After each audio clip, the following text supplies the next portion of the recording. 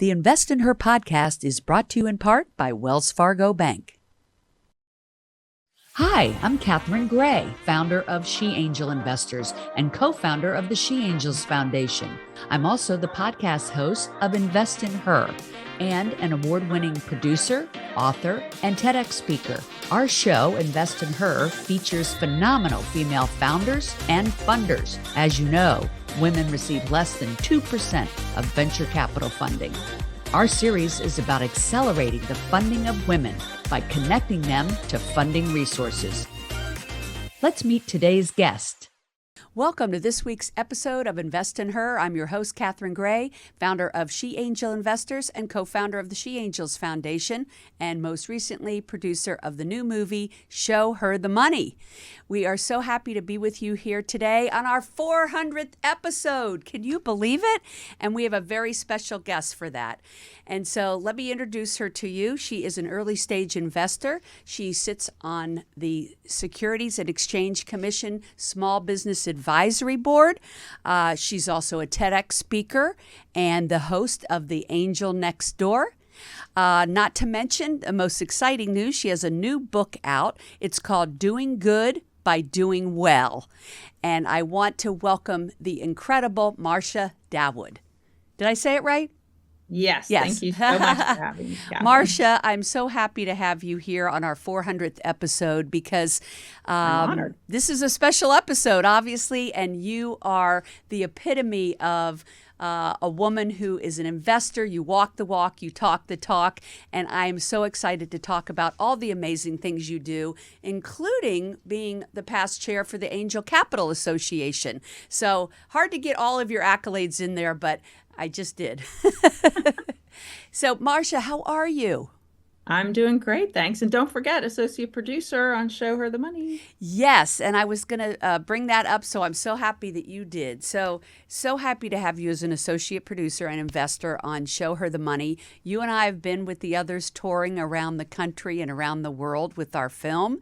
And let's start with that. Why did you decide to get involved with our movie about how women are so underfunded, getting only 2% of venture capital, and the fact that we're trying to change that? What was your motivation? Well, in 2012 is when I found out about angel investing. And I remember somebody invited me to a meeting, and I remember saying, well, what's angel investing? I don't even know what that is. And from there, I became just totally fascinated at all of the things that entrepreneurs do, all the things that they create. But very quickly, I realized, wait a minute, women, we're about 50% of the population, and yet we're only getting 2 to 3% of the money out there for entrepreneurs. So that doesn't seem to make sense. I can't believe that women only have like 3% of the good ideas. So how do we change this? And over the last 12 years, I have just started to get more and more frustrated as I would sit there thinking, well, this is a great company. I love what they're doing. They're really doing things that can make change in the world. I want to be able to help them. I am not a billionaire like you see on, TV with a private plane and all that kind of stuff. So I, as one person, could not write check after check after check. But what could I do? Well, I became a member of the board of the Angel Capital Association, went on to chair the board, and just did everything that I could to learn about this asset class so that I could help others realize that they have the potential to do this too. This used to be thought of as just for the rich and well-connected, but that just isn't the case anymore. For the last 8 years, the Securities and Exchange Commission have allowed for people who are not what we call an accredited investor, that meaning that they don't have a certain level of income or wealth, to be able to invest for as little as $50 through equity crowdfunding. And there's so many other ways nowadays that people can get involved. So I just think this movie is coming out at the perfect time, and we're giving everyone the level of awareness of this asset class and the fact that they too can participate in the changes that they want to see in the world. I love that. And boy, you are just hitting it home in every aspect. You have your book, you have your podcast, you're out there, letting people know that anybody could be an investor. And I love that message. And I do want to address your book. I see it right there behind you, Doing Good by Doing Well. It's so funny, Marcia. I was having lunch with a venture capitalist yesterday, really great guy. And he says, I believe in doing good while doing well. I go, oh my God, my friend Marcia has a new book called that.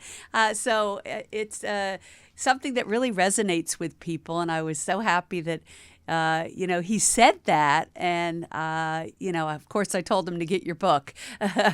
So I love your book. Let me start with that because we have a lot of things to talk about. But your book, Doing Good by Doing Well, I really enjoyed reading it. I thought every woman that wants to start getting involved in angel investing or being a venture capitalist, and we'll explain the difference between the two, is your own journey that you share about how you discovered it, how you got involved, and now you're more involved than almost anybody I know. So what made you decide to do the book? Well, I'm more of a spreadsheet person. So believe me, writing a book was not really on my agenda. I didn't think I would ever do it. But I ended up doing a talk at TEDx Charlotte. And if I remember right, that's how you and I got connected. Somebody saw my TEDx talk, somebody saw your TEDx talk and said, did you know you're talking about the same thing? You guys should know each other. And no, and that's really, let me just interject. I saw your TED talk and immediately fell in love with you, and everybody should see your TED talk, which is the same title as your podcast, right? The same title as the book. Same title as the book, right. Do Good by Doing Well is the TED talk. Everybody should go watch it. It really moved me. It was very raw, very honest, and just a beautiful TED talk. So yes, that is how we met. Yes. And after I did the talk, a lot of people came up to me and they said, wow, we're inspired. We would really like to do something, but we're not sure what to do. It's hard to explain in 11 minutes. So I said, okay, you know what? It probably would be a good idea to write a book. So I went out on this mission to write down my thoughts. What are the things that I'd really want someone to know? Wait a minute. What are the things that I wanted to know when I got started? Because I talk about in the book, I had what I call shiny halo syndrome, meaning that I was just like, oh, that looks nice. And that looks great. And maybe I should invest in that company or that company. And I really didn't have a strategy or a thesis. And so the book is more about, how can I help people understand, what's out there, the ability to be able to do this and help entrepreneurs be able to help see the change that they want to see in the world, but also how can they do it in a smart way? Unlike me, who did a lot of, kind of hit and miss and learn by doing. And I really wanted to help people to be able to kind of see the whole picture before they got started. And, I would like to respond to that in just saying that I think most people get started that way that you just explained. And I did the exact same thing. It's like someone told us about an idea. We're like, oh my God, that's great. Of course I'll invest. And then realizing that, no, you have to do some due diligence and, have to really have some metrics to look at.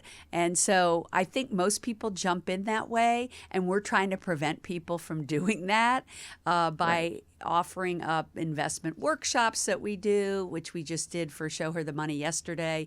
And we have more coming up. We have a resources page, of course, on our movie site, showherthemoneymovie.com, because we want people to know about podcasts like this one and yours, The Angel Next Door. We want them to know about books like Doing Good While Doing Well, as well as others that are in our sphere. In fact, we have Show Her the Money book coming out as well. Yes. And, just give people all the education and resources to make the right decisions. And so one of the decisions that you made was to join the Angel Capital Association. Tell us about that. What is the Angel Capital Association and why are you involved in it? I know you're the past chair for that, so fill us in on that. So the Angel Capital Association is pretty much what would be considered like a professional society association of all angel investors across the country. So angel groups join, individual angels can join, and the mission of the Angel Capital Association is to educate, to help angels network and share deals, But a big thing that the Angel Capital Association does is they do a lot of public policy work. And there are a lot of things that our legislators really need to know in order to help make sure that entrepreneurship can grow and thrive. And entrepreneurs clearly need funding. And that's the one thing that I've gotten so frustrated with over the years is watching these entrepreneurs just try so hard to build their businesses. And not only do they need the financial means, but they also do need that level of expertise that angels provide from the standpoint of building the business and being able to scale the business. So the Angel Capital Association provides a lot of those resources to angels so that they can then go and help these entrepreneurial companies. I love that. What a great service they provide, and something that people might want to look at joining. I know you are heading up a new group within that group for women. Is that right? Well, it's not really new.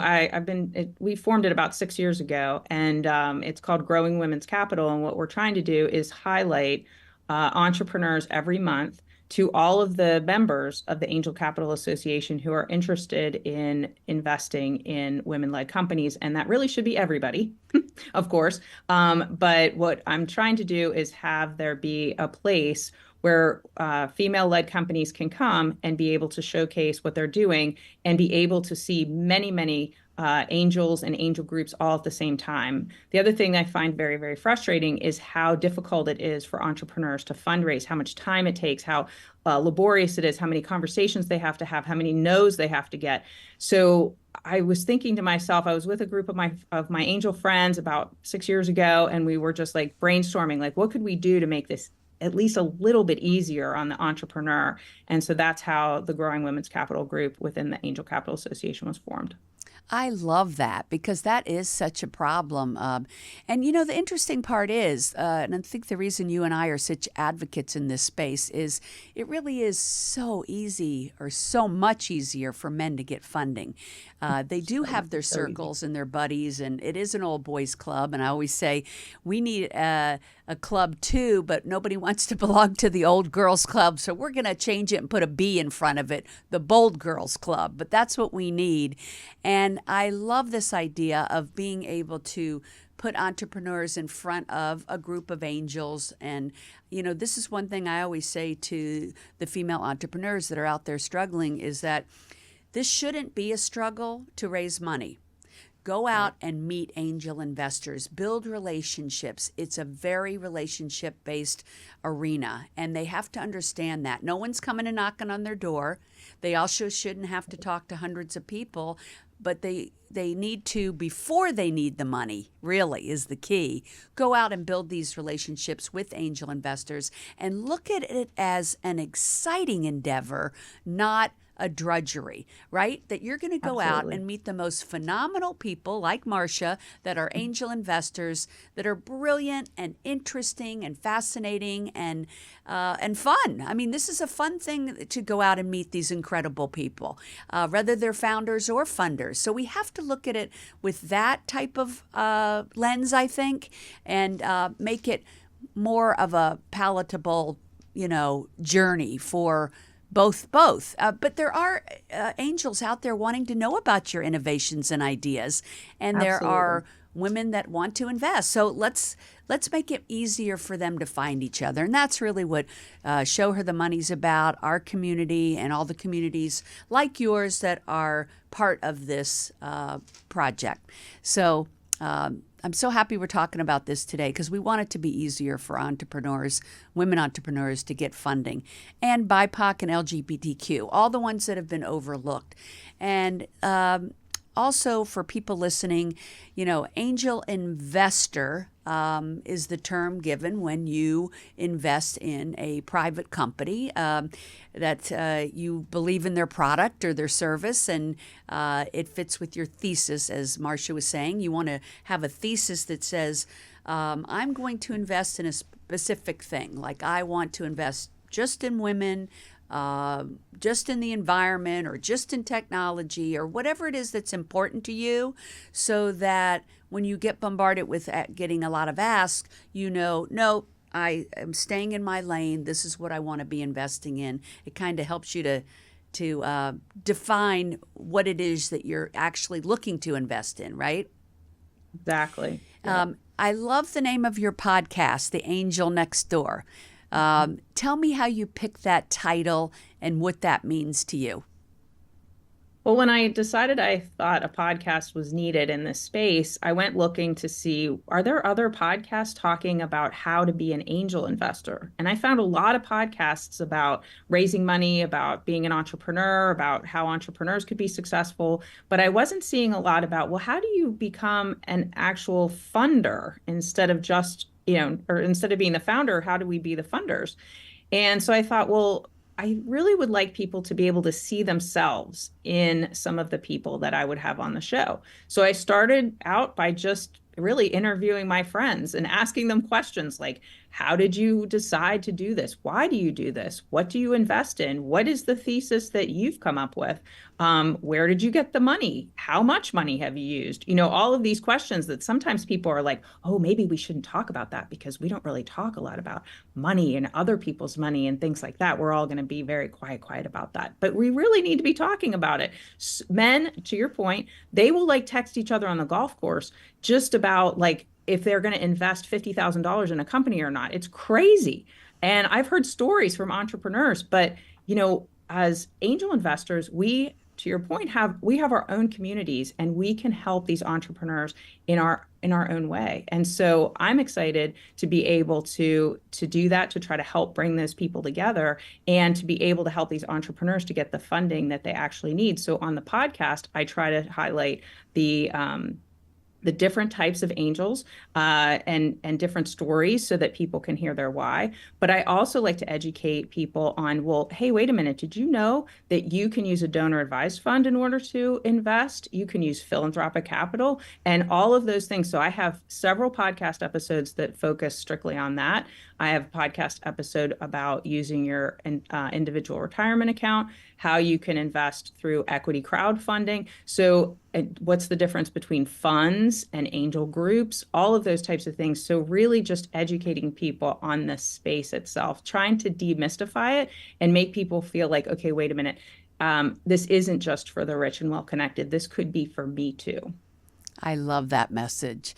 And when I think of the angel next door, your topic of the podcast, I always think of this class I've taken with Andrea Quinn, where she says, typically your investors and the people that you want to do business with are right in your circle, right within a hand's reach, and you don't even know it. And I was thinking, your next angel for your next project could live next door. And That's right. That's what I liked about it. You don't know who angel investors are. People, for some reason, really don't go around announcing that. And Right. so you never know who's in your sphere, in your circle. It could be your neighbor. So good to talk about as an entrepreneur what you're doing, what exciting adventures. Most people want to hear about innovations and ideas that you're working on. People love to know what the future brings. And that's one of the reasons I think we both enjoy being in the angel investment world. And let's talk about venture capital because we've both entered into that as well. That's mainly what our movie Show Her the Money is about, is once you're an angel investor, if you decide to invest in a venture capital fund, you become known as, instead of an angel investor, they have a new title and it's called limited partner. So once you invest in a venture fund, and we'll explain what that is, then you become an LP, a limited partner, and the people who run the fund are GPs, general partners. And we do talk about this in the movie to simplify people's understanding of what venture capital is, where all these angels that are now called LPs are pooling their money, kind of like a mutual fund, and then the general partners decide where that money is disseminated into 10, 20, 30 different companies so that you minimize your risk and you benefit from the expertise of those general partners so that you don't have to vet them. Like we were saying, as an angel, you pretty much have to vet it yourself, unless you're with an angel group that's helping to vet the entrepreneur. But in a mutual fund, they're looking at the deal flow, picking which ones they think are winners, vetting them for you, making it more simple to invest in this space, right?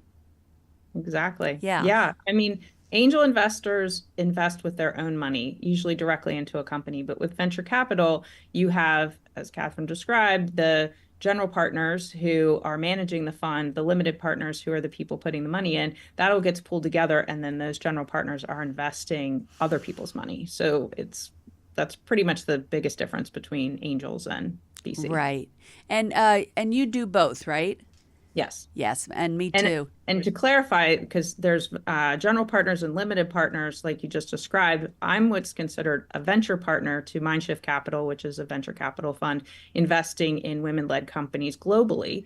And a venture partner is somebody who helps to bring deal flow to the general partners. So I help with a lot of the various things that would go kind of on behind the scenes, making sure that entrepreneurs are getting seen by the fund. And then once the funding is put in place and they become a portfolio company of the fund, then there's a lot of work that needs to be done in order to help those companies to grow, scale. And then what we really hope is going to happen is that they exit and there's a return that then goes back to the limited partners. Yes, and we're both talking about being venture partners with, I'm excited to announce Gangels is starting their own women fund, founders fund as well, as is John Majeski at Portola Valley Partners is going to be the first man in Silicon Valley to create a women founders fund. So I'm excited about the movie is perpetuating more people starting their own funds, especially more women starting their own funds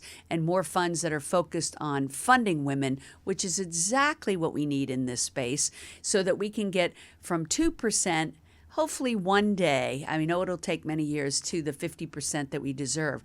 But yesterday I had a conversation with a gentleman who actually had helped create the law in California that now is in place that is going to hold venture capital funds accountable for where the money's going so that, they can be held accountable for the fact that women are only getting 2%, as is, people of color and LGBTQ, because once you start holding people accountable, then things start to really change.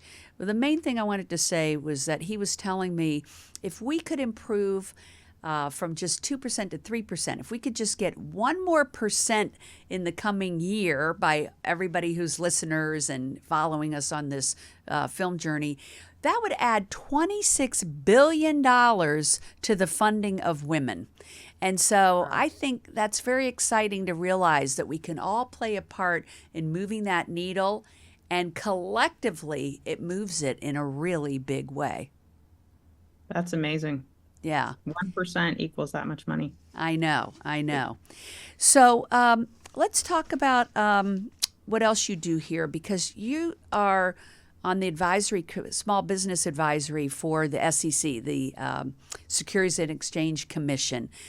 What does that mean, and what is that board of yours doing? I think our audience and I would like to know. Yeah, so the Small Business Capital Formation Advisory Committee is the actual title. It's a long title. But what we're trying to do is help small businesses by getting them the capital that they need and helping the Securities and Exchange Commissioners to know from different vantage points what's going on kind of in the field or in the marketplace. So the committee is made up of 20 people, and we all represent a little bit of a different angle on small business. Every quarter we meet, and we have a meeting that is broadcast live through the sec.gov website. And we talk about all of the different things that are challenges, the ways that we think that maybe we could improve some of the rules that the Securities and Exchange Commission have placed on how you raise capital or how somebody can invest in a private company.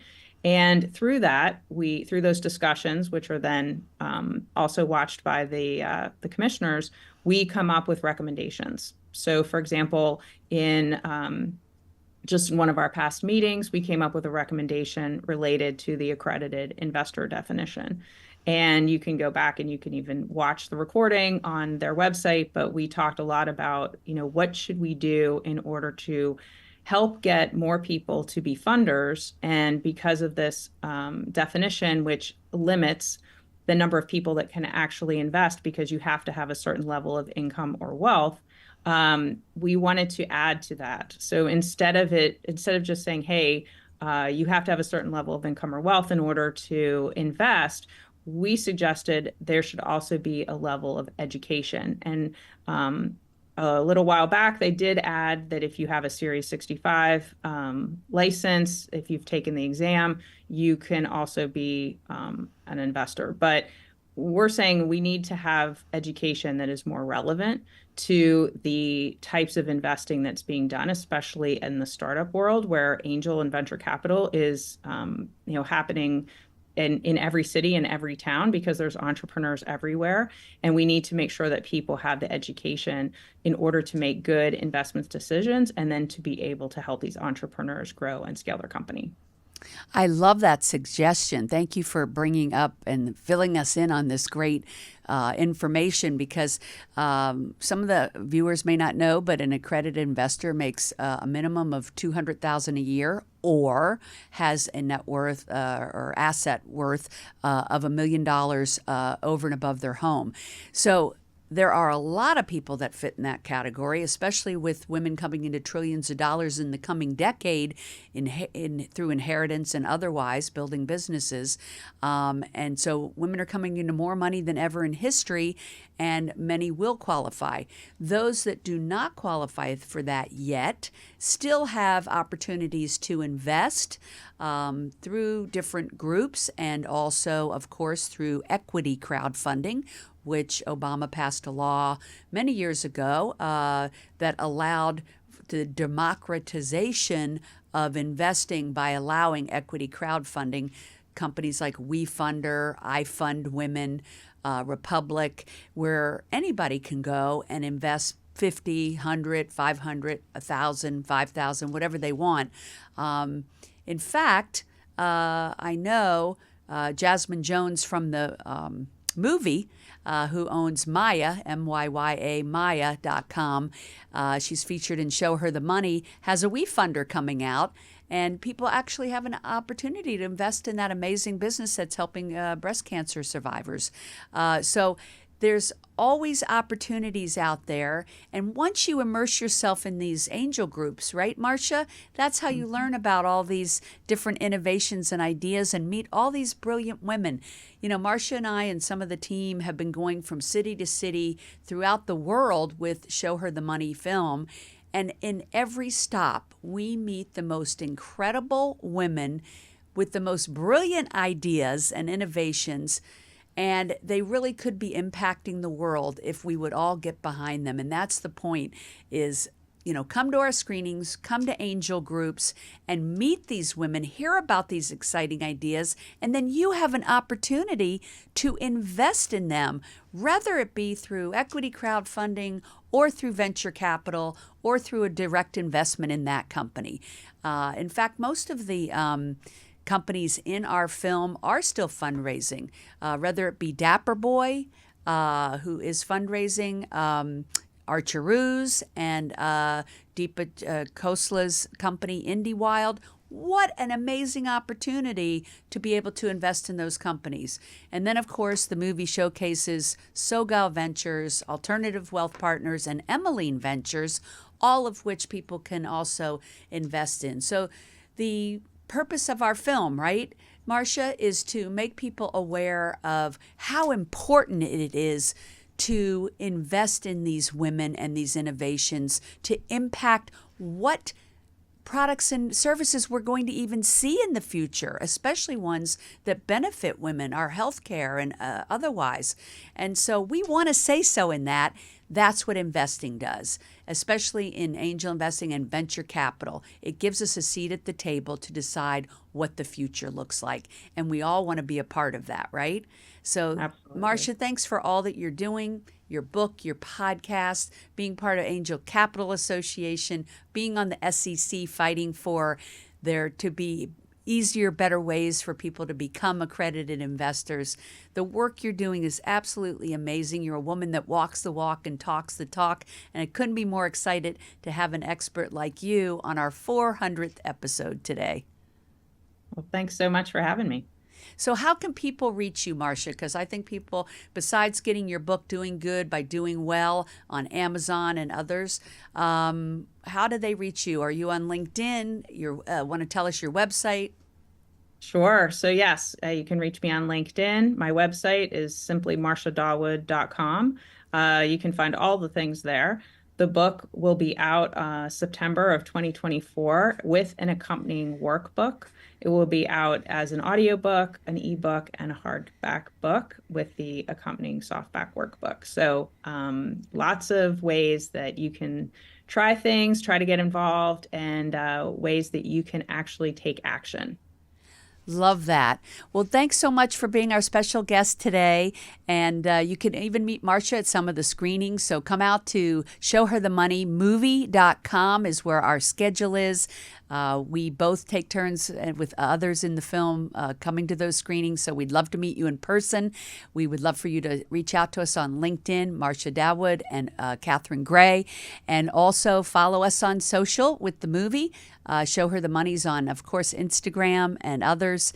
And as is my other company, which is sheangelinvestors.com, where we have a course to help you learn about how do you get funding. It's called 6 Ways to Fund Your Business. So we are here to serve and to help people understand how to become angel investors and venture capitalists. And we are just thrilled that you joined us today. Here on Invest in Her. Thanks so much and make it a great day, everybody. Thank you, Marcia, for being our guest. Thank you so much.